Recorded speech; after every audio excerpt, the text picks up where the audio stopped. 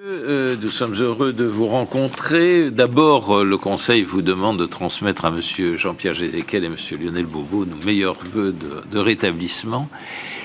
Et je vous rappelle que vous allez, pendant les 15 minutes qui viennent, présenter ou rappeler les lignes de force du projet que vous avez déposé le 10 janvier.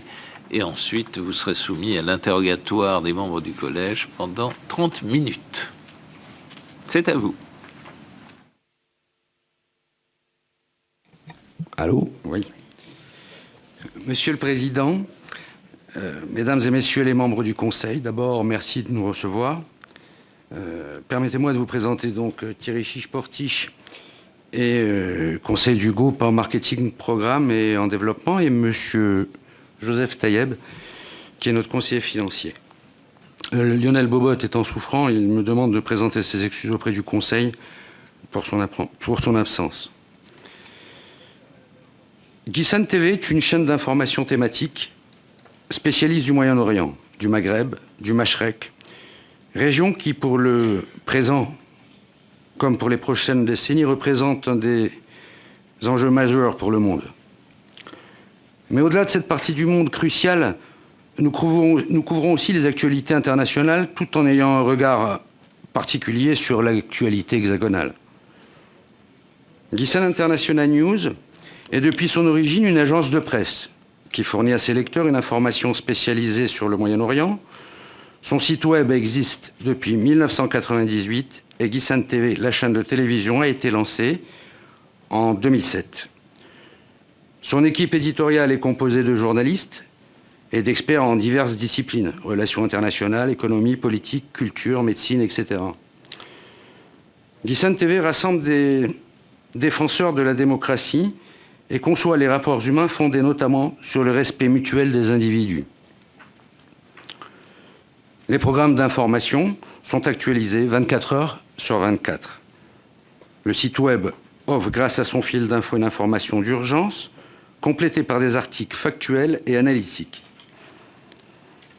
GISAN Télé offre également à ses téléspectateurs des dossiers complets et didactiques, des reportages, des interviews, ainsi qu'un ensemble de services. L'intérêt que notre projet revêt auprès du public est fondamental, au regard des enjeux qui se jouent dans cette région du monde, d'où le besoin évident de sources différentes d'informations et d'analyses que nous sommes en mesure de produire.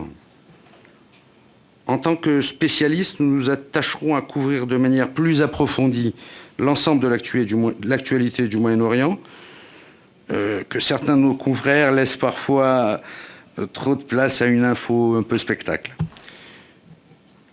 Notre chaîne est indépendante de toute tutelle politique, religieuse ou autre. Son éthique est notamment et évidemment de s'opposer au terrorisme, à l'islamophobie, à la judéophobie et à toute manifestation de racisme. Nous avons aussi pour objectif de défendre et promouvoir la francophonie, en diffusant des contenus et des dossiers qui ont été pensés et rédigés en français, pour des Français ou des francophones. Cela nous tient d'autant plus à cœur que la majorité de ceux qui ont fait aujourd'hui de GISAN TV une chaîne, de ce qui a fait qu'aujourd'hui GISAN TV est une chaîne d'information de qualité, sont des Français de l'étranger. Et pour eux, la pluralité et la diversité ont un sens. Ils le vivent et le pratiquent au quotidien. Le canal TNT sera une source de création d'emplois afin de renforcer les équipes existantes, tout en s'appuyant sur nos équipes basées au Moyen-Orient et en Israël. Nous créons à Paris de nouveaux studios et d'ici 2015, 40 emplois seront créés, dont notamment 25 postes de journalistes en CDI. Comme vous le savez, nos objectifs d'audience et de recettes sont mesurés et raisonnables. 0,4% de part d'audience et une vingtaine de millions d'euros de chiffre d'affaires en 2015. Notre arrivée dans le paysage télévisuel français ne déstabilisera donc pas le marché publicitaire global. La raison d'être de notre projet présenté ce jour devant vous est notre volonté de lui donner une nouvelle dimension, une nouvelle ampleur. Cela ne pourrait être concrétisé qu'en installant durablement GuySen TV dans le paysage médiatique français.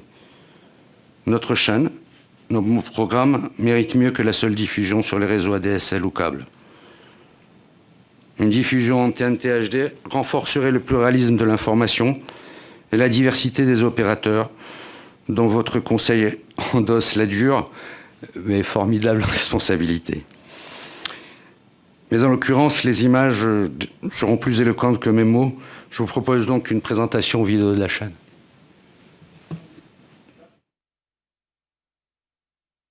GuySen TV, la chaîne info du Moyen-Orient.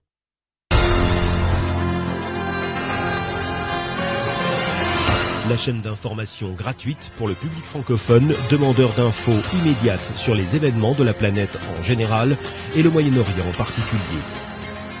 Au service de sa mission, GuySen TV, c'est une agence de presse, une banque d'images, de reportages, des studios dédiés, 40 journalistes, 15 techniciens, avec près de 700 000 téléspectateurs réguliers.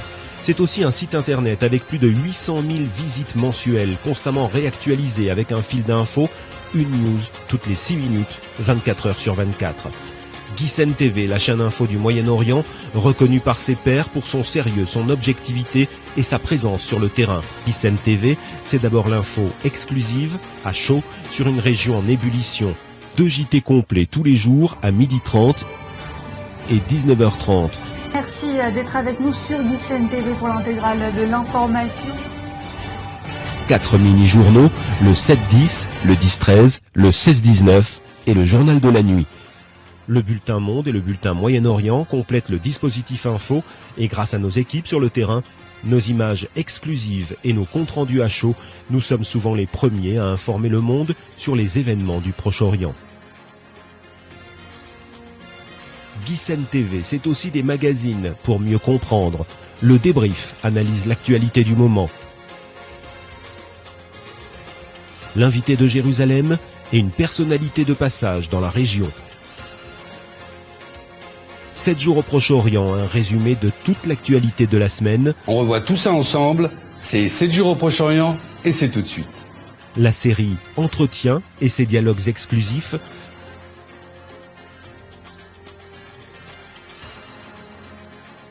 Les enjeux de l'économie avec les décideurs régionaux.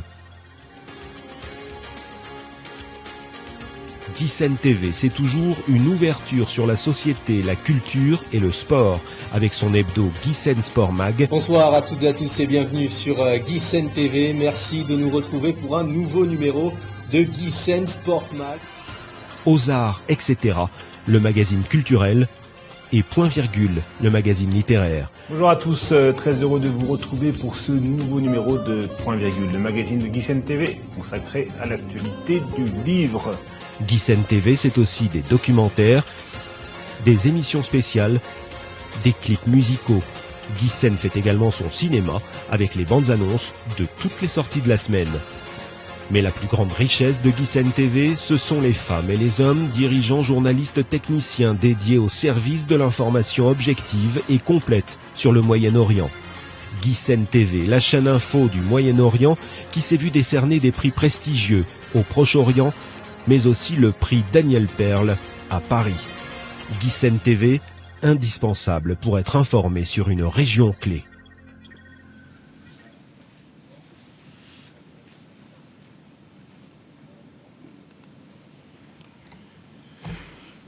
Je donne la parole à notre ami Monsieur Chiche-Portiche. Je vous en prie. Qui va aller plus avant. Merci à vous. Monsieur le Président du Conseil, Mesdames, Messieurs les conseillers, bonjour. Je vais un petit peu vous présenter GuySen TV dans sa philosophie, une chaîne qui diffuse 24/24. Aujourd'hui, c'est une chaîne qui est particulière car aucune autre chaîne d'info n'a ni les moyens économiques ni les moyens humains de se permettre ce type d'information.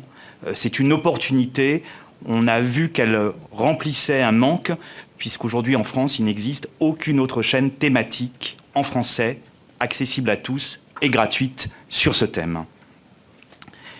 GuySen, en effet, TV s'engage de fait à faire la défense et à illustrer la langue et la culture française au mieux. Et Guizen TV répond à une quadruple demande qui nous a incités à vous proposer ce projet aujourd'hui. C'est une chaîne qui répond à la demande suivante. Pour 82% des Français, le média de prédilection pour s'informer est la télévision, d'après une étude TNS. Le JT est la troisième thématique en France la plus consommée.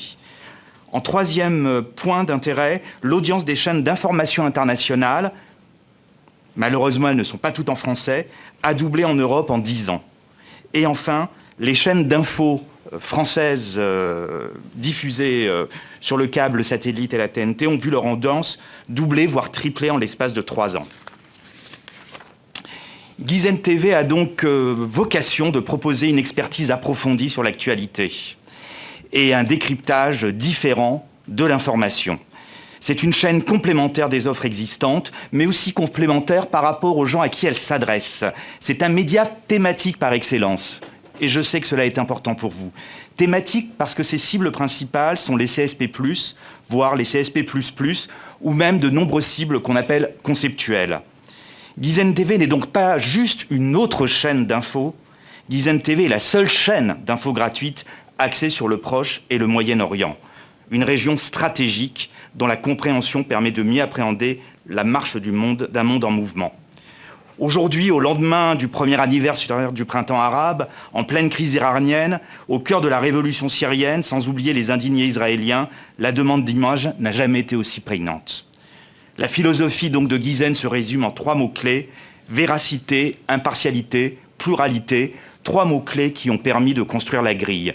Une grille qui donne la priorité au terrain et à l'immédiateté, avec une diffusion 24/24 des reportages exclusifs. Le live avant tout, comme vous pouvez l'imaginer, avec des programmes qui cassent la grille, comme pour les journées du printemps arabe, le procès Moubarak, ou de façon plus légère, la Fashion Week à Tel Aviv. La grille est structurée pour pouvoir servir un public peu disponible, les CSP+.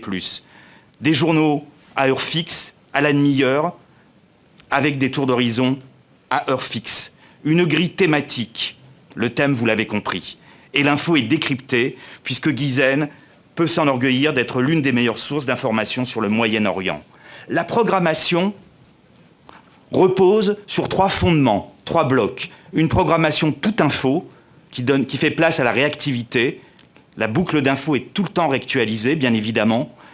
Elle est toute en live, la programmation, avec des directs.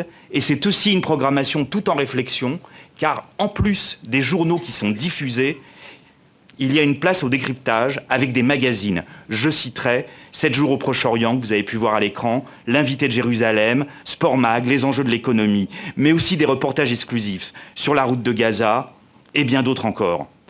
C'est une programmation qui va de l'avant, car bien évidemment, si nous avons la chance de pouvoir voir ce canal nous être attribué, de nouveaux programmes en réflexion vont voir le jour, que ce soit sur la science, la santé, l'high-tech, l'actualité financière.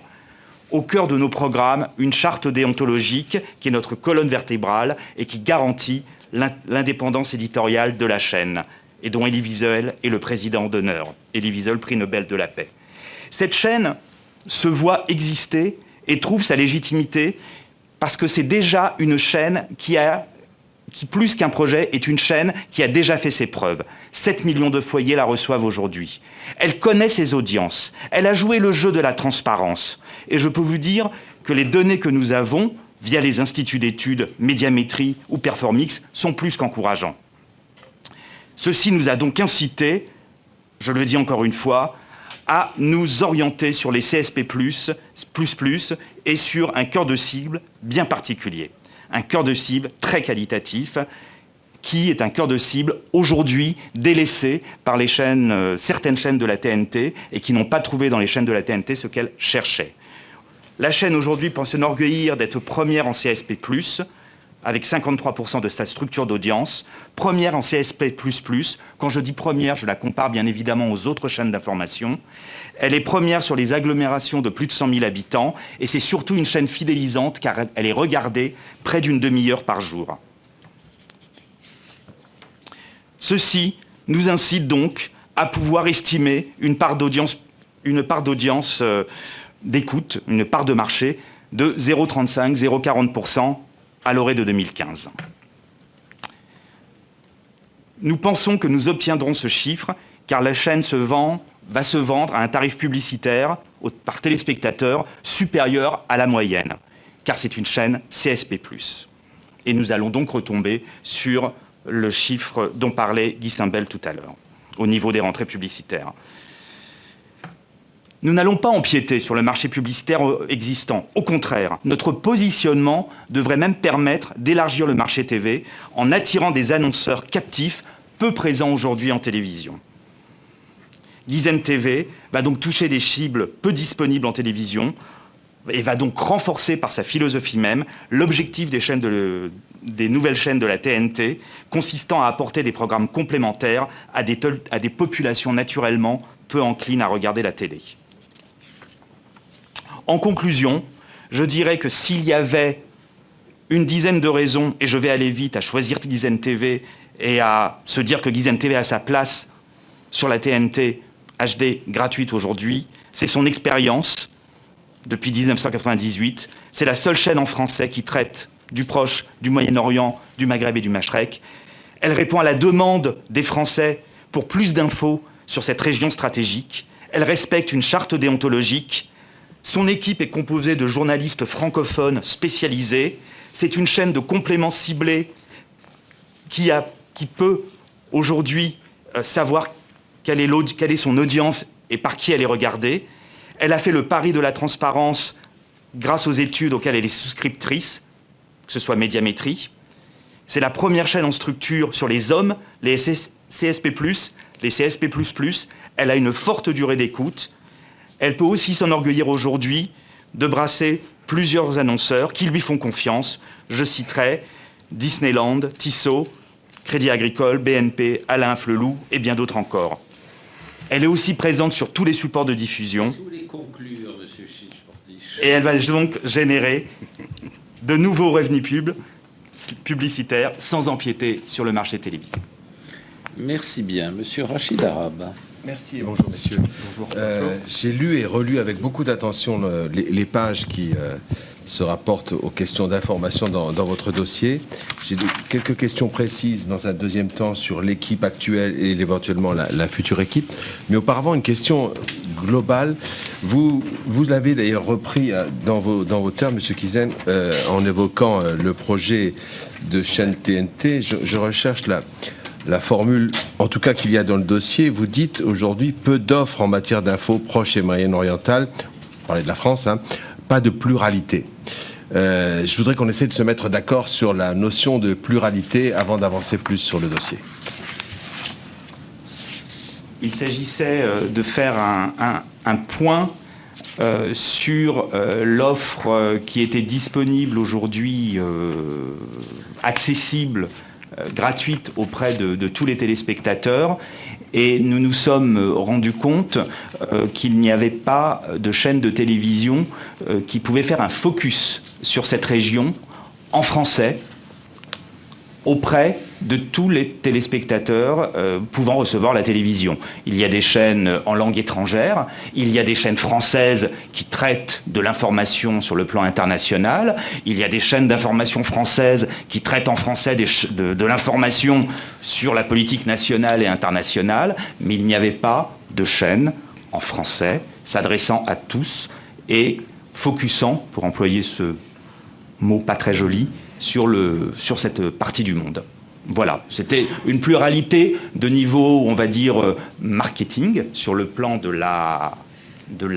l'offre, et non pas sur le plan du contenu de ce qui est dit. Merci de cette précision qui est importante. Concernant la petite batterie de questions sur l'équipe actuelle, les studios sont où?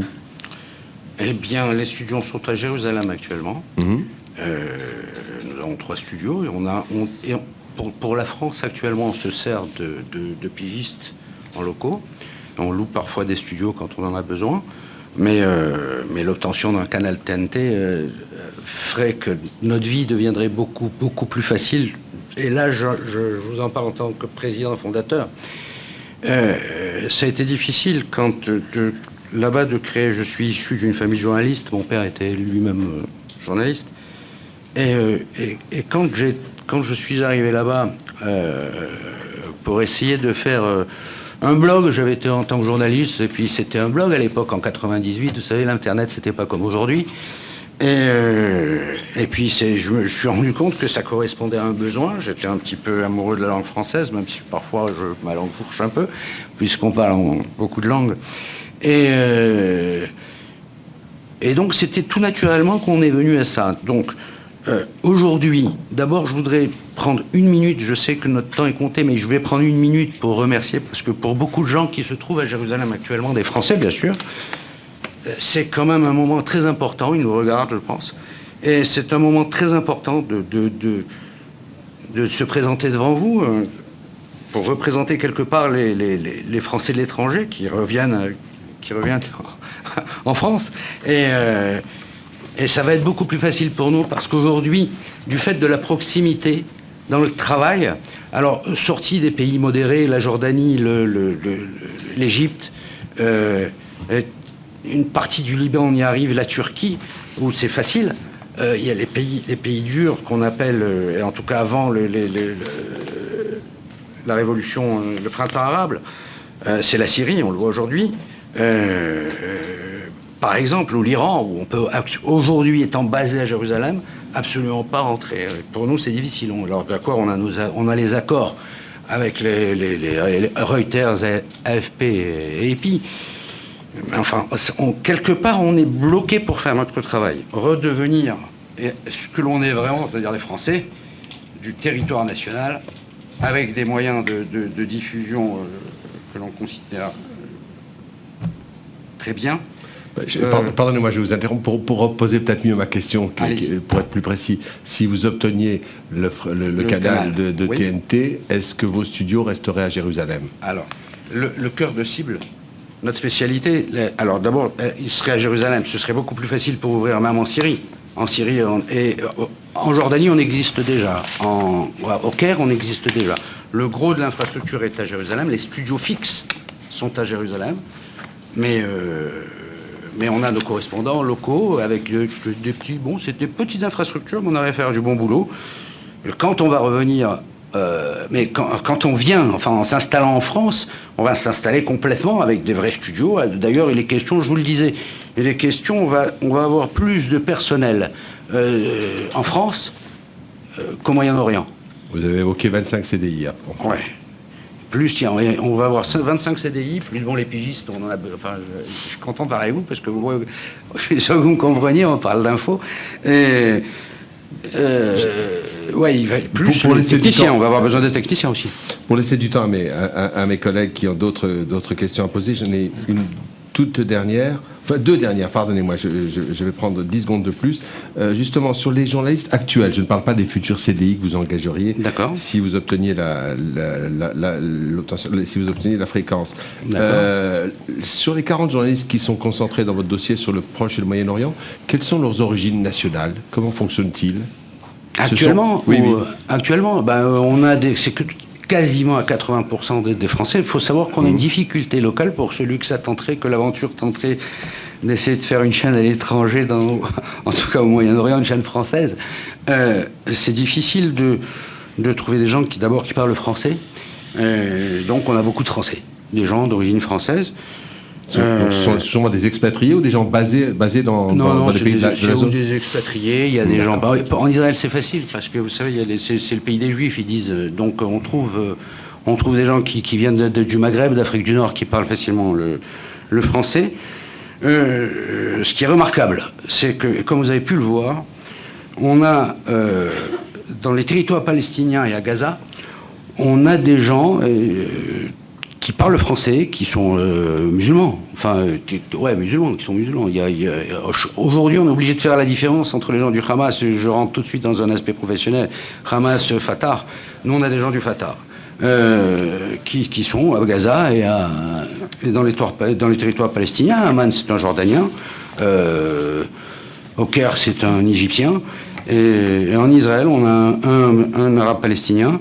Et puis les autres sont ou israélo-français ou français. Moi, je suis par exemple que français. Je n'ai pas de double nationalité. Je suis français. Merci. Je vais renoncer à ma dernière question sur les audiences. Comme ça va donner à l'idée à mes collègues de la poser. Excusez-moi, je suis trop bavard. Alors. Madame Christine Kelly. Merci, Monsieur le Président. Je n'ai pas compris le nombre de journalistes. Il y en a 25, 40. Non, parce que oui, juste pour être sûr. Je sais pas. Ça doit être dans le dossier. Quand on va. Oui, des fois c'est 25, des fois c'est 40. Quand on va, si on obtient le canal TNT, je peux même vous dire qu'on va peut-être y arriver, peut-être moins dans une moins grande importance.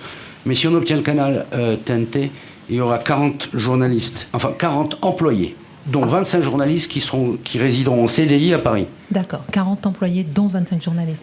Vous avez dit que vous avez des contacts vous avez signé des partenariats avec AFP et Reuters, c'est ça? C'est indispensable. Pour notre métier, c'est indispensable. Oui, mais je veux dire que souvent, par exemple, au Proche-Orient, on se plaint d'être bridé par l'AFP et Reuters et qu'on a envie d'un autre type d'information. Est-ce que vous allez chercher à avoir des informations de votre côté aussi, et quel est le pourcentage de l'indépendance par rapport à ces deux agences d'information? On a besoin, on a bien compris que pour pouvoir servir notre clientèle en France, je parle en France en tout cas francophone, il faut d'abord, au début, je rends hommage à Béatrice Jacobet parce qu'à l'époque on avait créé la télévision en France, on était venu se présenter, je ne sais pas si elle est là, on était venu se présenter par politesse puisqu'à l'époque on était des étrangers. Et elle m'avait dit, mais comment vous allez faire? Je lui ai dit, vous savez, je suis parallèlement, personne ne le sait, je vous en parle, mais je suis le fondateur des Sauveteurs sans frontières. C'est une association israélo-franco-américaine qui va dans le monde entier. Vous savez, quand on a dit, par exemple, à Haïti, dernièrement, quand vous voyez les gens qui disaient Israël good job, j'étais pas content, parce que c'était Israël-France good job. Donc ça nous permet d'avoir cette diversification. Maintenant, pour pouvoir bien nous concentrer sur notre travail, on est obligé ou alors on ne peut pas être sérieux, enfin en tout cas c'est mon point de vue, on ne peut pas être sérieux si on ne se base pas sur l'AFP, sur Reuters et sur AP pour ce qui se passe à l'international. Là c'est plus des moyens, ce seraient des moyens inconsidérés s'il faudrait avoir des représentants dans tous les pays du monde. On a besoin de... Par contre, on est fournisseur, d'AFP. C'est moi. Ah oui, c'est vous, Madame Kelly. On est fournisseur d'AFP et de Reuters sur un paquet de spots d'information. Ah, intéressant. Ah oui, vous fournissez. Ah bah oui, on est une agence de presse à l'origine. Intéressant, d'accord, intéressant. Une dernière question. Aujourd'hui, par exemple, vous avez parlé tout à l'heure des révolutions arabes, etc. Aujourd'hui, c'est la journée mondiale contre la censure sur Internet. Comment est-ce que vous auriez traité, par exemple, cette information-là chez vous? Oui. Je comprends. Comment j'aurais traité cette information? Aujourd'hui, c'est une journée particulière. C'est pas la journée de l'autisme, c'est pas la journée des personnes handicapées, etc. C'est la journée mondiale de la lutte contre la censure sur Internet. Oui. Vous, pour qui les révolutions arabes, c'est un moment important, vous en avez parlé tout à l'heure. Par exemple, cette information dont on n'entend pas parler sur les autres médias aujourd'hui, même si j'étais un peu enfermée ici, mais je ne pense pas qu'on en ait parlé sur les autres médias. Est-ce que vous allez en parler, par exemple, de médias comme ça? Peut-être qu'on en a parlé, mais je vous avoue que j'étais j'étais concentré. Non, mais je parle de vous. Oui, pour moi, personnellement. Ah oui, bien sûr. Oui, mais bien sûr. Bien sûr. Là, aujourd'hui, nous, on s'est orienté, excusez-moi, je sais, j'ai quand même jeté un petit coup d'œil à ce qu'il faisait. On a parlé du Forum international de l'eau. L'eau vient tellement à manquer, mais enfin, s'il y a de grands événements sur le plan de la censure, c'est sûr qu'on va en parler. Il y a des gens chez nous qui doivent suivre cette actualité. Et une question un peu provocatrice aussi, peut-être. Allez, j'en prie. Mais j'aime bien. Comment est-ce que vous auriez traité de façon différente une actualité sur la Syrie, une actualité sur l'Iran, votre ligne éditoriale? Ouais, comme le dit notre ligne éditoriale, notre seul véritable engagement, peut-être s'il y avait un engagement, vous savez, c'est difficile cette ligne, les gens qui font de l'information le savent. Il y a toujours quand on est journaliste, arriver à tirer de soi son propre ressenti pour pouvoir être le plus objectif possible. Là-dessus, je suis C'est mon point de vue, hein. C'est même pas le point de vue de Guy Sen en général, c'est mon point de vue, mais étant le président, il est normal que vous le sachiez. Je considère qu'il y a certains pays comme l'Iran, ou alors des monstruosités qui sont faites comme actuellement comme en Syrie, c'est sûr qu'il faut le traiter. Bien sûr qu'il faut le traiter, c'est sûr qu'il faut le dénoncer. Et à même titre, on va me dire, oui, mais puisque vous êtes basé à Jérusalem, alors vous allez... Non, vous savez, nous, on a beaucoup parlé aussi des indignés sur Israël, bien que ce soit une grande démocratie. Il se passe des choses qui sont pas normales, on est le premier à le dire. Je veux dire, c'est... Mais on a... Peut-être qu'on est orienté quand nous parlions je suppose que vous faites allusion à ça, quand on faisait allusion à la révolution arabe, c'est sûr qu'on était... comme le dit notre charte éditoriale, on est pour la démocratie. Alors quand il y a des pays quels qu'ils soient, ce serait en Amérique du Sud ou ailleurs, hein, enfin là ça tombait que c'était dans notre secteur de couverture, quand on va vers la démocratie, on ne peut être que content. Enfin nous, on était... Ouais, d'instinct, on devait quand même être du côté des révolutionnaires. On a cassé la grille. Voilà. On a cassé la grille. On a cassé la grille. Ouais, on a cassé la grille. Ouais, tiens. Voilà, on a cassé la grille. On a cassé la grille à l'occasion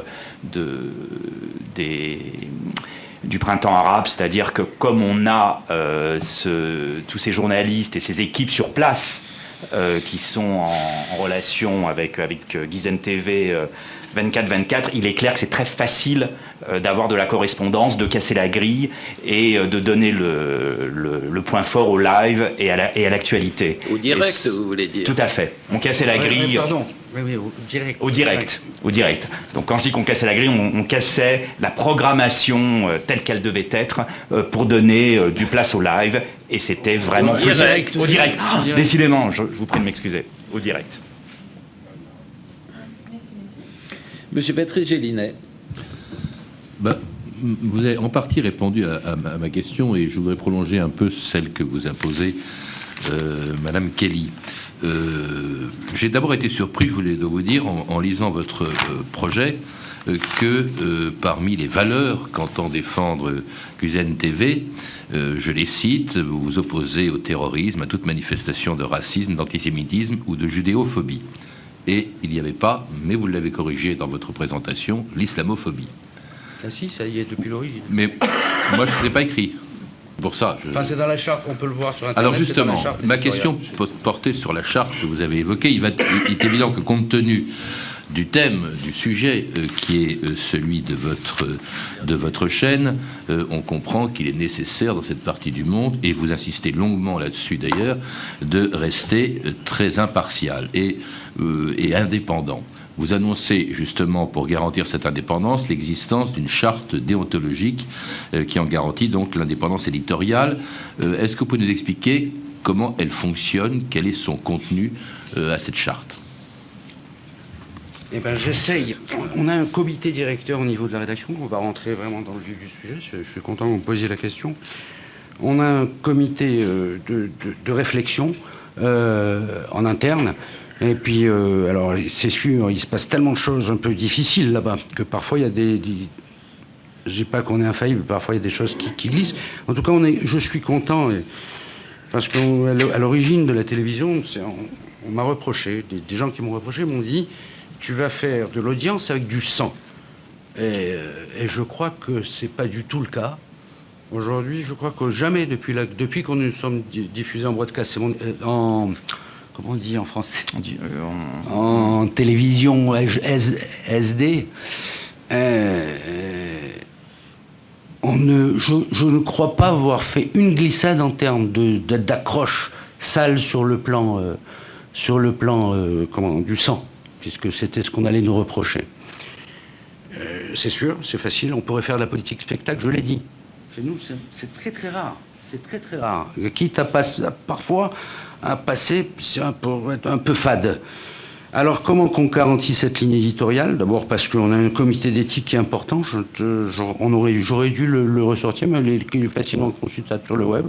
Donc qui sommes-nous sur le site internet? On se fait une auto-censure de ce qui est... parce que depuis l'origine, et de ce comité de réception, en tout cas de la télévision, je ne vais pas dire depuis 1998, mais depuis la télévision, quand, vous savez, c'était quelque chose d'important pour nous de revenir, d'être présenté, de se présenter au CSA déjà il y a 5 ans, je ne sais plus, 6 ans, et d'avoir eu ces gens qui nous ont accueillis en nous disant, attention, est-ce que vous êtes prêts, malgré que vous soyez des étrangers, en tout cas sur le plan juridique, est-ce que vous êtes prêts à respecter la charte les grandes lignes du CSA? Et je crois, et pour ça je suis très fier, qu'on l'a respecté. Alors je vous dis, des fois, il y a la sensibilité, vous savez, en interne, on a des gens de gauche, on a des gens de droite, c'est comme ici, je suppose, comme n'importe quel média, et ça se frappe, il faut trancher, et je crois que j'aime pas parler de ça, mais je veux dire, quand c'est moi qui dois trancher, étant le président fondateur des Sauveteurs sans frontières, c'est une société, une ONG ce soir, une très grande soirée d'ailleurs, je ne pourrais pas y être. Mais est-ce que vous pourriez répondre directement à la question de M. Gabla? De M. Gélinet, pardon. Vous voyez, vous me faites même tromper. Disposez-vous d'une charte déontologique? Je voulais savoir comment ça fonctionne. Ah, j'avais pas compris, je vous prie de m'excuser, voilà. mais elle est en ligne. Elle est à la portée de tout le public. Et comment, justement, pouvez-vous nous expliquer les modalités d'application de cette charte? Tu peux peut-être répondre. Sur les modalités d'application de la charte. De toute façon, il y a des conseils, des comités éditoriaux qui sont mis en place chaque semaine sur la chaîne. Tout article, toute émission, vous avez vu que nous avons de nombreux magazines qui sont diffusés à l'antenne. Tous passent à travers le tamis de la charte, si je puis dire. Et bien évidemment, de par l'existence de cette charte, la philosophie de la charte, les comités de rédaction hebdomadaires et les membres honorifiques qui font partie de la charte et qui sont présents, je crois, assez souvent, il y a donc une sorte de, comment dirais-je, une sorte de réflexion et de prise en considération de tous les sujets de façon à ne heurter aucune sensibilité. Oui, il faut que, comme je ne suis pas sûr que M. Gélinet ait eu la réponse à sa question. Mais je crois que l'on n'a pas très bien compris les modalités d'application. Je vous dis, c'est par le comité éditorial. Les comités éditoriaux, et puis il y a parfois, il faut trancher. Alors, est-ce que je dois comprendre entre les lignes que ça veut dire qu'on aura une position plus politique pour un pays ou pour un autre? Vous savez, je crois qu'on va très loin. On va très loin. Je vous dis, on a un défaut actuellement. Notre siège est à Jérusalem. Quand le siège sera à Paris, les choses seront différentes. Vous savez, on est les seuls, et je dis bien les seuls, même Al Jazeera ne l'a pas fait, à avoir parlé de la pêcherie à Gaza. On est les seuls à avoir parlé de la condition des femmes à Gaza. Et pas dans le sens négatif que l'on peut imaginer. On est les seuls à avoir parlé de l'artisanat à Gaza. On parle un petit peu moins des territoires occupés côté Transjordanie, par le fait où ça se passe pas trop mal là-bas. Il y a un développement économique qui va, et bon, quand il y a une actualité, c'est sûr qu'on la couvre. Mais je veux dire que sur le plan politique, on n'est pas trop orienté. Il faut savoir que même Al Jazeera ne l'a pas fait. Alors c'est sûr, on a la proximité, je vous dis, on a la proximité. Étant basé à Jérusalem, on a la proximité, c'est facile. On va peut-être passer à une autre question, Monsieur le Président, si vous me le permettez. Vous avez employé dans votre petit film le mot d'information objective. Fort prudemment, vous avez parlé d'impartialité dans votre texte écrit. Pour vous, l'information peut être objective? Qu'elle soit impartiale, sûrement, elle peut l'être. Elle peut être objective? C'est ce que j'expliquais. On a tous notre sensibilité, c'est difficile. Et c'est pour ça que on fait très attention aujourd'hui à ce que au comité. Rapprochez-vous du micro. Pardon, au comité de rédaction, les comités de rédaction importants pour les orientations importantes de la chaîne en termes d'information. Mais c'est pas ça ma question. Ma question, est-ce que dans votre vision idéale du journalisme, une information peut être objective? Quelle est votre réponse? Elle tend à être objectif. Il y a parfois une asymptote. L'objectivité de l'information est une asymptote. Il y a parfois on annonce sur la chaîne des choses qui me heurtent, qui heurtent ma sensibilité même. Mais c'est les faits, la factualité, il faut chercher la factualité. C'est ce que j'expliquais en début de débat. On parlait tout à l'heure de la langue française, et en juste titre, vous m'avez repris. La langue française est très importante pour l'objectivité, et donc lors justement des relectures d'articles qui seront commentés à l'antenne ou lors des travaux qui sont faits avec les journalistes, il est clair qu'on tend vers l'objectivité en employant au mieux les mots que la langue française peut nous offrir afin de ne pas avoir un double sens ou un double langage. Je crois que c'est un effort très, très important que j'ai vu quand je suis allé voir les équipes de Guizen et TV, et j'ai été fortement impressionné par ça, parce que c'est vrai que l'objectivité n'est pas que dans les images. Dans votre grille, il y a une émission d'une durée quotidienne de 50 minutes qui s'appelle Sans commentaire. C'est la même chose que le no comment d'Euronews, c'est-à-dire qu'il n'y a pas de son? C'est pas la même chose, mais c'est la même chose. D'accord. Oui, c'est ça. C'est un no comment. Ouais. Monsieur Alain Méhard. Pardon, monsieur le Président. Vous me pardonnerez, monsieur le Président, mais je ne suis pas journaliste. Personne n'est parfait. Je vais donc juste confirmer. Je veux donc juste confirmer auprès de vous, si j'ai bien compris, une sorte de glissement, mais qui me va très bien. Au début, j'ai cru que vous ouvriez à Paris un super bureau avec 25 ou 40. Et puis je me rends compte que vous avez employé le mot siège il y a à peu près 2 minutes 46 secondes. Et je trouve ça bien. Deuxième chose, vous nous avez fourni aujourd'hui des compléments d'information sur votre plan d'affaires. Oui. Une chose, il y avait une petite erreur parce que vous aviez calculé, l'erreur est humaine. SD. Vous avez calculé votre coût de diffusion en SD et non pas en haute définition. Ça fait 4 millions de plus à rajouter. Et ce que je trouve extraordinaire, c'est l'élasticité de vos recettes publicitaires. Il y a 4 millions de dépenses en plus, qu'importe. Tout de suite, on a 4 millions de recettes publicitaires en plus. Ça s'explique par la cible, sans aucun doute, mais il faut aussi que l'audience augmente un peu. Alors, je sais bien que la cible est CSP++, et que le facteur multiplicateur de l'audience en part de marché publicitaire va être élevé, oui. Mais c'est quand même une réactivité d'élasticité extraordinaire. Alors, il y a l'élasticité, comme on dit dans ces cas-là, je suis content que vous me posiez la question. Ce qui s'est passé, c'est que nous avions vu de façon très pessimiste ou très humble ou très discrète nos chiffres publicitaires à la base, parce que nous voulions avoir une fourchette basse, voire très basse.